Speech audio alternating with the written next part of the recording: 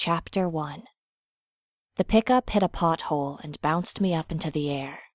Not high enough to send me over the tailgate and into the highway, but enough to get me to flail my arms and make an ass out of myself. When I landed back down on the cold metal truck bed, the battered paperback copy of Kurt Vonnegut's Welcome to the Monkey House flew out of my hands. No! I hurled myself after it, managing to grab it out of the air before the wind carried it away.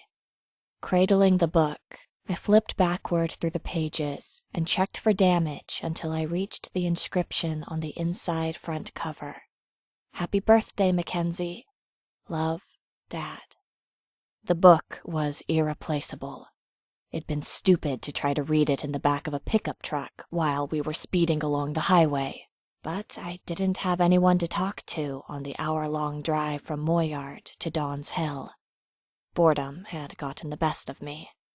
You'll just have to live with being bored, I told myself, tucking the book into the bright yellow hiking backpack that held all my worldly possessions. It's not worth the risk.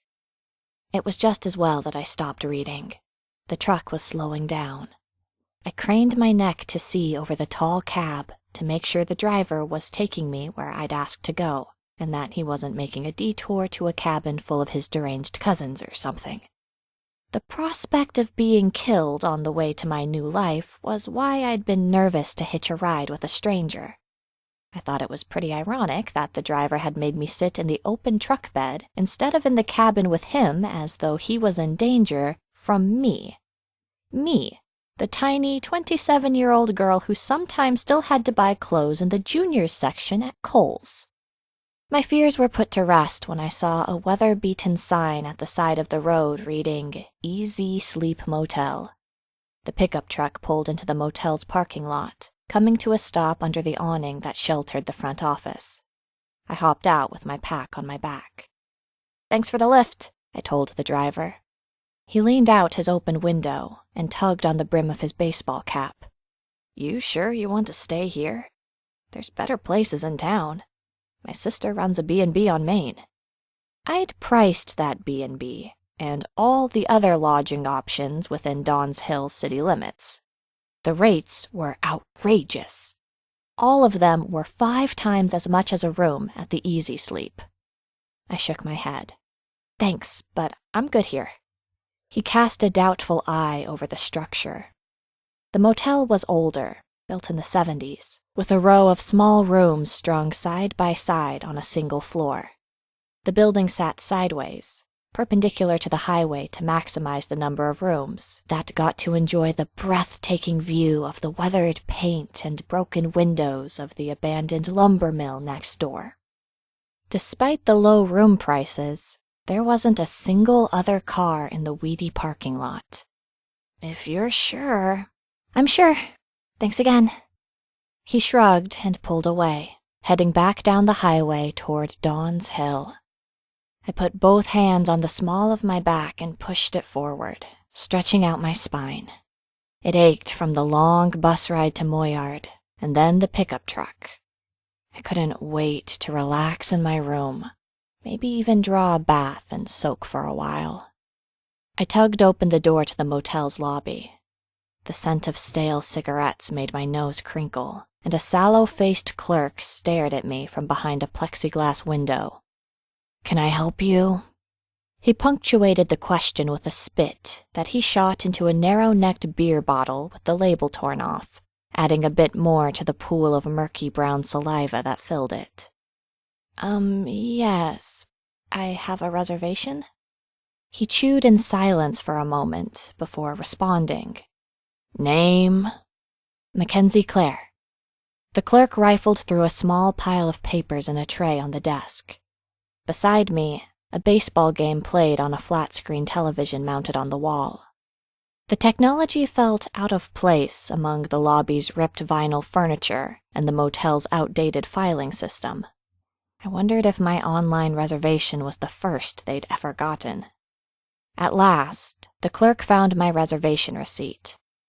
Okay, looks like you already paid. Just gonna need to scan your ID. I unslung my backpack from my shoulders and dug out my wallet, handing over my driver's license. A pang of sadness hit me as I realized that the address it listed wasn't mine anymore. I didn't even know what it was going to be replaced with. For some reason, the prospect of having to register for a new ID card in this new state made my decision to pick up stakes and move to Donn's Hill more real than packing my bag had done. The clerk heaved himself out of his little desk chair and crossed the office to make a copy of my ID. "So, what brings you to town? Hope it's not for the festival. You're 2 weeks too early." He chuckled, as though he'd made a good joke, and then returned to his desk and spat into the bottle again. My stomach turned. I was grateful the plexiglass window was blocking whatever smell was probably wafting up from the clerk's bottle every time he added to it. I swallowed back the bile that threatened to fill my mouth. "Personal business. How far is it to town anyway? Could I walk there in the morning?" "I'm sure you can manage it. It's just a few miles." He took a sip from a bottle. For one hideous instant, I thought he was drinking his tobacco spit back down. Then I realized the label on the second bottle was intact.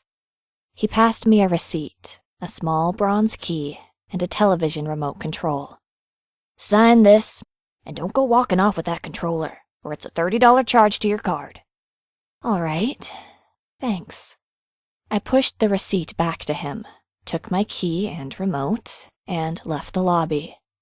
"Have a good night," he called. I heard him laughing as the door swung shut behind me.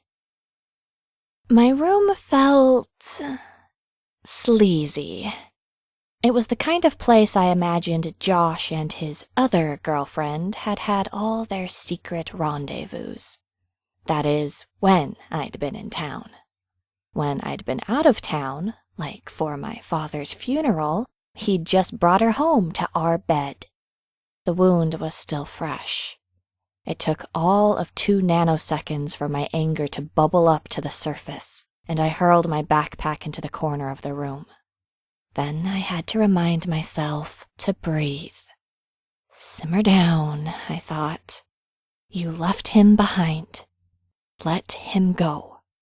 I turned my focus to inspecting my room.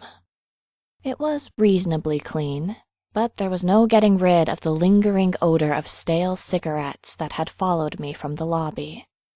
The only attempt at decorating was a sad watercolor of a storm-tossed sailboat which hung above the queen bed. Nothing from the dusty brass fixtures to the peeling floral wallpaper looked as though it had been replaced since the motel opened. My visions of soaking in a bubble bath evaporated the second I opened the bathroom door. A clear shower curtain hung limply from its rod, revealing a cramped stall and a worryingly small shower head. Everything was made from one giant piece of molded plastic, presumably so it could be thoroughly cleaned with a power washer. It was the kind of modern efficiency I imagined a serial killer in the movies would appreciate. Rubbing the small of my back, I meandered back over to the bed and collapsed onto the rough comforter. I lay there for a while, staring at the heavy curtains that covered the window and wondering, not for the first time, if I'd made the right decision. I unplugged the alarm clock and switched off the lamp. Tomorrow, my new life would begin.